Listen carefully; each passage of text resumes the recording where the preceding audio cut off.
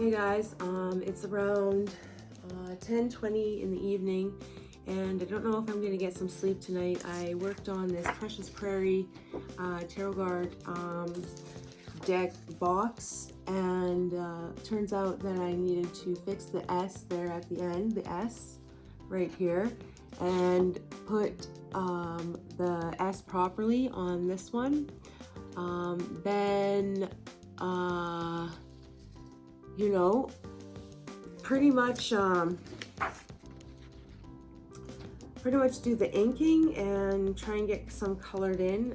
Probably gonna try and go to sleep at about 12 o'clock. So very stressed out about getting this done on time because I'm taking a partners in employment class. So with the partners in employment class, I don't want to work myself too hard.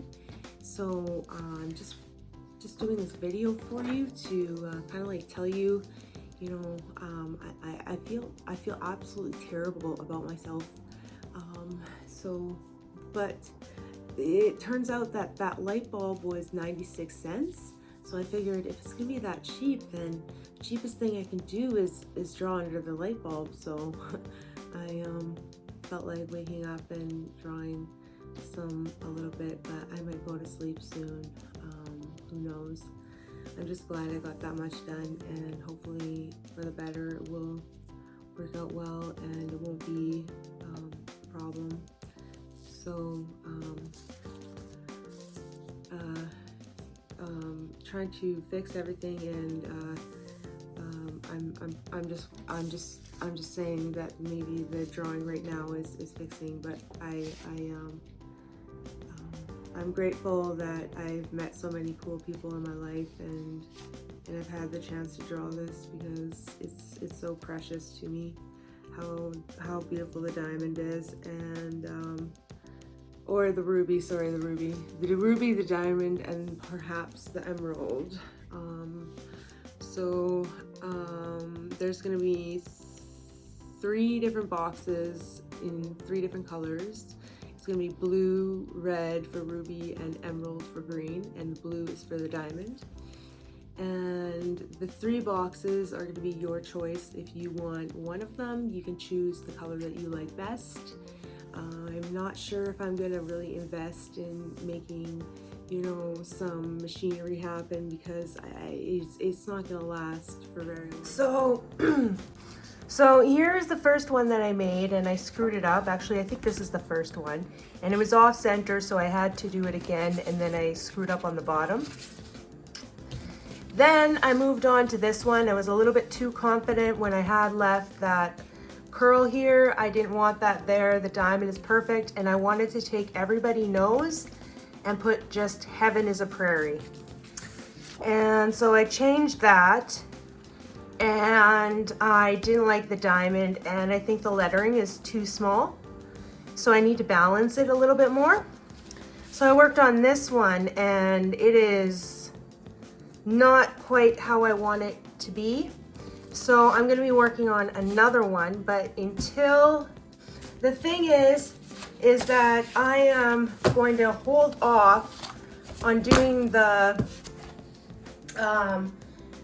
box for the tarot cards, and just work on the tarot cards themselves.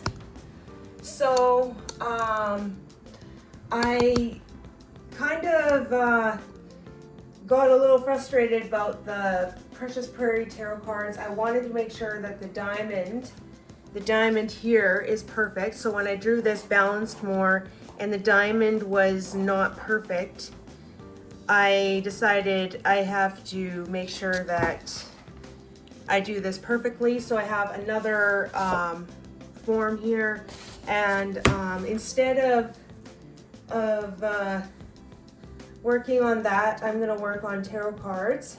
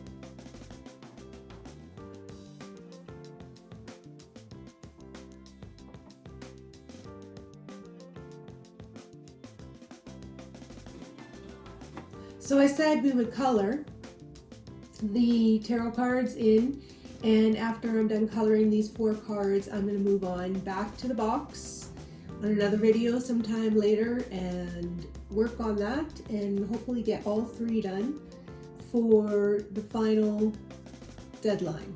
April the 15th. Might not make it, might will. We'll see, but until then, let's color. So,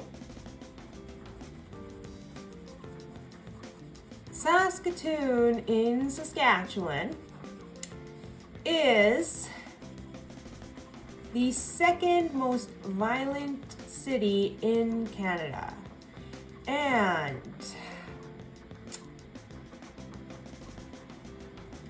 North Battleford, when it was a town, was a violent city, but it is now the 1st most violent city.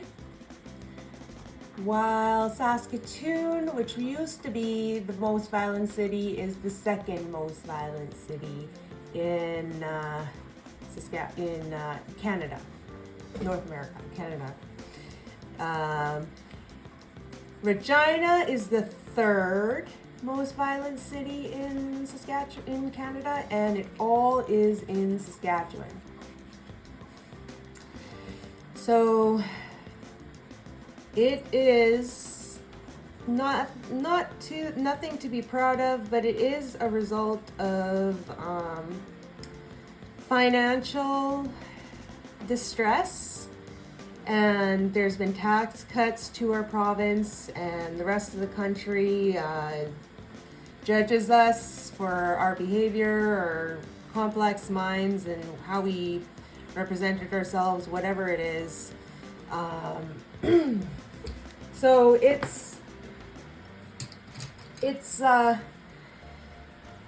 cool for us to have some income to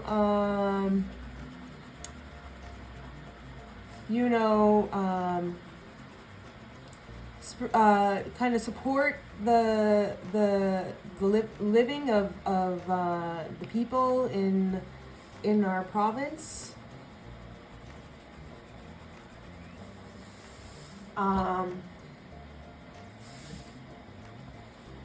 It's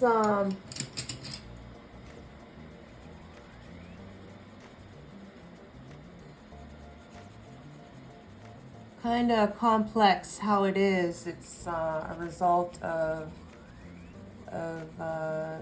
poor funding. So try and say good things about Saskatchewan. I live in Regina. I used to live in Saskatoon. And Saskatoon is now the 2nd most violent city and in Canada. So it's like a achievement for me to have made it out of Saskatoon in the piece that I am, like the pieces I am, because I could have lost a limb there somewhere. I don't know. There's a few people walking around with missing ligaments, and I think that should stop. It's actually a result of depression that some people get that done, and I don't think it helps to kind of like cut off their finger or anything. But with that being said, as to all limbs should not be cut off, is keep safe and take all precautions that you need to take in order to keep yourself safe. I am so scared of the car crashes in this province. I've seen them on the side of the street. I'm getting my license right now myself, and I'm trying to get my driver's license, and then 2 weeks I will be going to a driver's exam at the SGI location here in Saskatchewan, and I'm going to get my driver's license, and I'm going to try, and then and then buy a car, kind of work my way up from there. I didn't really get very far in Saskatoon. I got a lot of experience, but that's all, and that's fine with me. It's a little traumatizing, but I'm strong, so I can take care of myself, and I'll just have to get over it someday and move on. And hopefully that's the best result, to actually be able to do that. I just don't know, because I can't necessarily trust that somebody's always gonna have what it takes to make the right decision.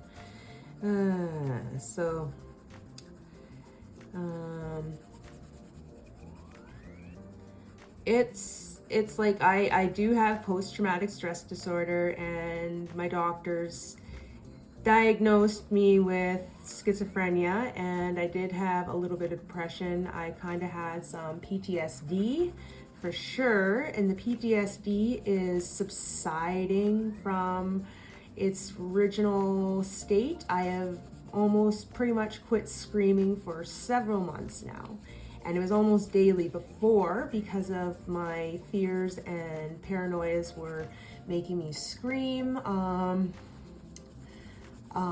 And I was having a lot of stressful thoughts that I was unable to feel as though there was a resolution for them, and that there was actual solutions to my problems. And I actually did find that when I was looking for ways to go back to normal, I kind of stumbled upon the cannabis plant.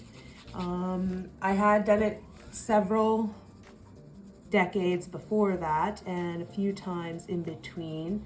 If I would just like find a roach on the ground, and I'd be like, I'm gonna put that in with my tobacco. So I'd roll my tobacco, and I put just a little tiny bit of the cannabis in with the tobacco, and it was very, very, very, very kind of relaxing. So I was able to cope better, because I was converting my thoughts into positive ones with the high, and I could relax a little bit more. My anxiety, my tension was all gone, and it started becoming more positive results in kind of like my drawing, my videos, my ability to accept myself on camera, because that's hard. But I don't know, I don't mind anymore. I don't care what people think anymore. So I am interested in maybe like saying like quitting smoking. Like if one or the other, I'd probably quit smoking cigarettes. It's really taking a lot of practice on my willpower, because my willpower is actually very, very low. It's not doing my commands. It's being controlled a little bit too much, and that's one of my flaws. I can stick up for myself if I need to, but when it comes to like the times when I can't always be screaming, then I have a poor ability for me to use my willpower and control myself from the pressures that I'm experiencing from other people that are in my circle of people I talk to regularly. And so I'm trying to justify like whether it's an appropriate thing to be smoking cannabis anymore now that I've cured the problem. I have amnesia a little bit, and it does help with that. It's helping a lot with my mental state. And some people say, that cannabis plant has a possibility of causing schizophrenic kind of thoughts or schizophrenic responses or reactions or results out of teenagers that try it, and I don't believe that. It's my opinion that I was getting more intelligent by doing it, and there was no fear that it had done me any wrong when I had done it when I was in the ages of what was it? the ages of 13 and 14 is when I first tried the cannabis plant, and I really had a good time and enjoyed it. There was other times that there was like a little bit more extreme experiences, and they weren't necessarily ones I wanted to make, and that's part of my problem is I don't really have a lot of control or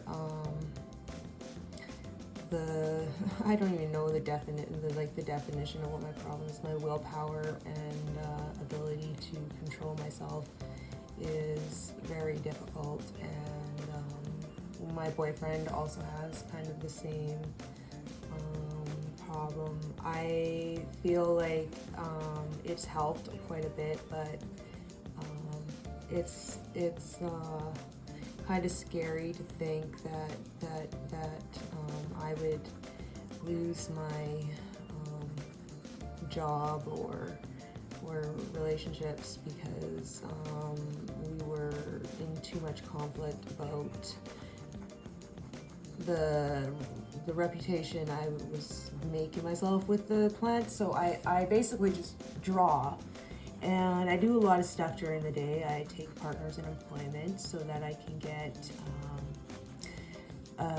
reference, like a better ability to handle interviews, and or make a resume that kind of like is very impressionable, and so I'm learning how to do that, and I'm also learning the labor standards of working underneath another person. And I'm kind of trying to self-employ myself with this video and drawing because there isn't anything that's available right now, and I'm just holding on to a dream, I guess. It's something I want to continue doing no matter what, because I really enjoy entertaining and I really enjoy drawing. So, and like I can also just take you on other journeys as well. Like you might want to see me go out in the evening and stuff, or things like that. That where it's like there's a little bit like of like a sneak peek into the life of an artist or a Saskatchewan resident or whatever. I like to travel the world, but I don't do a lot of travel anymore. When I was younger, I had seen pretty much all over Saskatchewan, and I've been to many of the lakes, and I've gone up north, I've gone down south, and almost pretty much across the border down to America, and I went to the Mall of America, and everything's really big there. If you ever want to know what the difference between America and Canada is that around the center in the Saskatchewan location, there is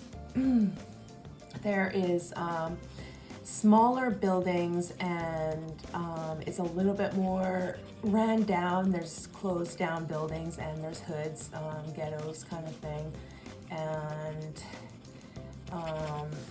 there's a reserve in the middle of Regina. I'm not sure which reserve it is, but I just moved here and I only heard about that like only like a few months ago. I was like, what? There's a reserve in the middle of Regina? And it's pretty cool. I think the houses in that location are very cute and very crisp. I love the architecture that we have here in Saskatchewan because it is so quaint, it is so simplest, minimalistic, and it's like there's so much like cute details and little side notes, like little accents and notes inside like the styles of the architecture here in Saskatchewan. So it's like I love architecture. It's like my second most favorite, kind of like, my second most favorite thing to do other than draw is kind of do a little bit of architecture as well. And like blueprints and stuff. I don't do like the buildings myself, and I actually haven't had anything built, if that's the impression I was giving you, that you thought I was like telling you that I had like a whole bunch of buildings built. I actually didn't. So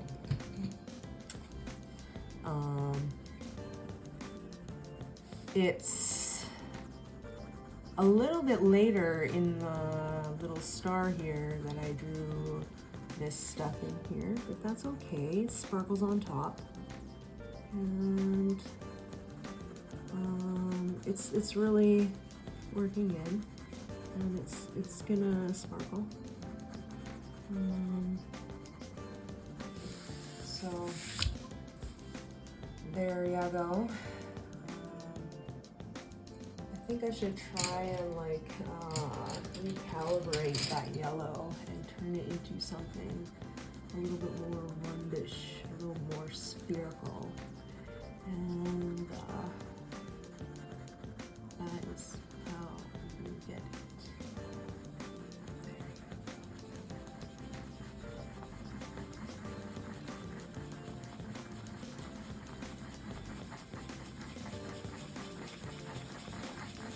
Going crazy, yeah. Okay. I can do whatever I want when I'm drawing my own pictures because nobody's really telling me anything that they would like me to draw right now. So it's all me. It's all what I want. And it's freedom that a lot of people wish they had. And as such, I do recognize and I'm very grateful and thankful for the opportunity to draw during the end phase of the epidemic. We're moving on now, but there's still some signs that there was a rampant life-threatening disease out there, and sad kind of times for a lot of people. A lot of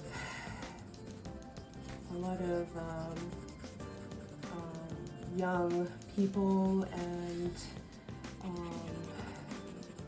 older people of all ages and all over the world, in every country, was affected by the epidemic, the coronavirus, and it is a terrible, unprecedented result of Mother Nature's demand for something, I don't know, peace maybe, but I don't want to justify anything with peace. I'm just saying that there isn't really any explanation for how that happened that has been kind of like described as what is that would be the result, except for the only result of what they assume could have been causing that was Mother Nature trying to respond to the environment. And it was nobody's fault. It was bound to happen. There was what do you call those, prophecies earlier on that there was going to be an epidemic, and I felt it 6 years ago. What was it? 2014, or 2000, I think it was 2013, 2014.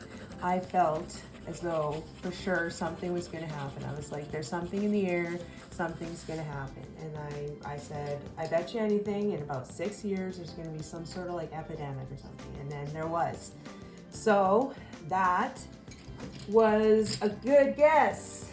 And I had everything I needed. I saw the whole picture and I was like, something's going to happen. There was too much insincerity and malfunctions malfunctions, you guys. I don't know if you caught on to that, but it's not something we always talk about, but now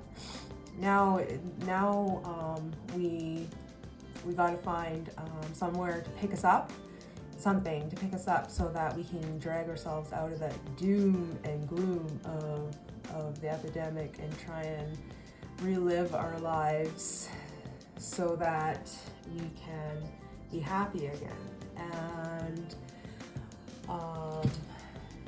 it's really hard to think of happiness when there's been so much negative or like you know, dramatic drama and negativity. Like there was some grocery store screaming, and I was losing it, and I heard a voice in my head saying I was going to survive the coronavirus, and it was like God or whatever. And I was like, ooh, I don't know. Like I was like, why do I get to live? I don't know. And there isn't really any reason why I should probably be left alive. I did fight really hard to live previously, but which is not to say nobody else was, but it was a lot of hard work to keep myself afloat somewhere in between there. And when I was, I kind of never felt or thought that it would like be affected with the conflict or possibility of being infected by disease and dying or passing away without having like anything to stop it.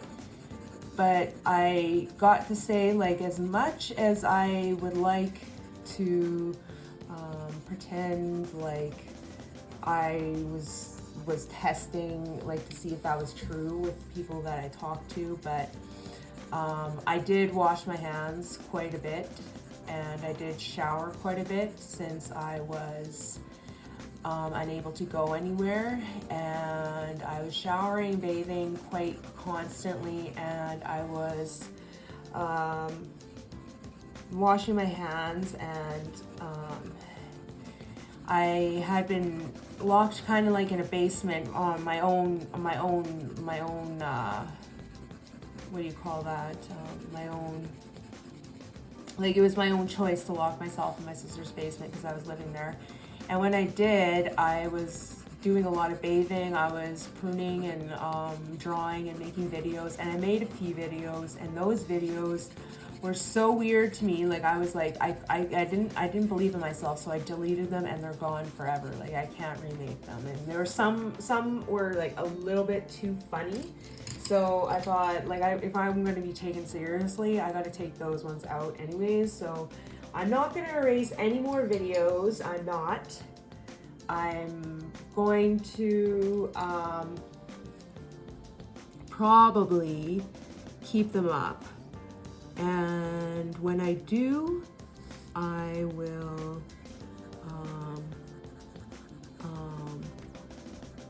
leave them so that no matter what happens, I'm going to make sure they still stay up there, because I don't necessarily have them saved anywhere. I could probably save them on my computer. It is my work, and I hope nobody decides to threaten it, since I am from a very criminally active location in Canada. I felt like I needed to say that is if I could just make sure that I would be positive influence and in the activity of the community and the possibilities in Saskatchewan for anybody there, for me to have the freedom to represent Saskatchewan in the YouTube world, you know? And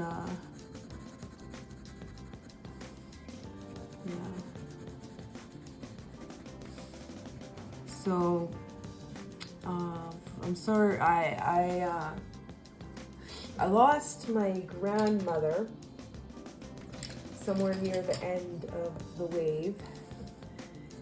I think it was the second wave or the third. I don't remember. It was April the 20th, so 4/20, that my grandmother passed away. And she looked a lot like I did, but she was the bigger bone version, and she had the curvaceous waist with the huge hips, whereas mine's more like a narrow frame, but we both have the same face and about the same paleness in our skin. And so many of my family members try to preserve the fairness of my skin by slathering suntan lotion on me when I'm what do you call this? When I'm you know, out in the sun, so that I can stay as much grandmother's shade as that I possibly can. And it frustrates me. Honestly, I've thrown some serious screaming tantrums about that stuff, and I'm over it now, but I still wish that things would change a little bit more. Like a little bit more of an adjustment that can be made, so that if there's anything attacking somebody in the family, then we have a way of pulling that plug and stopping it, so that we're all satisfied, we're all happy, we're all doing as good of a job as we can. And I do a good job. I get a lot of experience on a lot of different adaptations to how some people usually live, but I don't call myself a clown. I don't think I act like a clown. I take people seriously and their opinions, but I don't try and live as though I'm governed by other people's opinions either. So I do respect the boundaries, but in the meantime, I just want to enjoy life and have my own home and car, and that is like my dream. That is my simple basic dream: a home, a car, with gas in it, and a cozy living. And that is like the basic requirement of what would make me happy. And it could be any home within the Macintosh area or something, I don't know, Churchill, Wall Shakers, wherever. And so anywhere that I choose to live in my own home here in Regina, I hope that people can respect that there has been some dedication to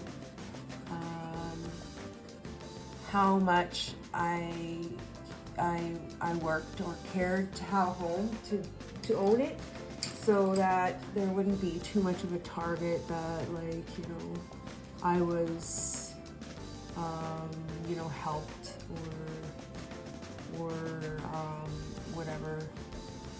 I for the most part, like, I guess had been helped, but it's through the trust of my family, and I hope that before any time that I make a choice, it's to go towards making sure my family is happy, my current family, and if I get lucky and I make an amount of money in a certain time period, and I was able to pay my mom back, and after, if I pay my mom back, like after I make the oath to kind of make sure that I pay back my mom before I ever have a child. And since I'm 39, I'm looking at like maybe when I'm 50 or something, I can have a child, I don't know. but I don't think I will be able to have a child.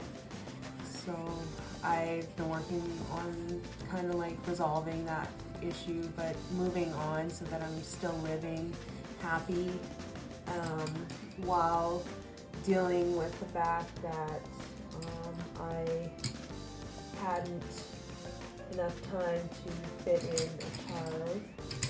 But you know, you never know. I could hit it big and, you know, get the jackpot, and I'll pay back my mom, and then I'll give it a chance to see if I can afford to have a child. I think my family is important to me, and I guess maybe I'm important to them. So I don't always come across as being completely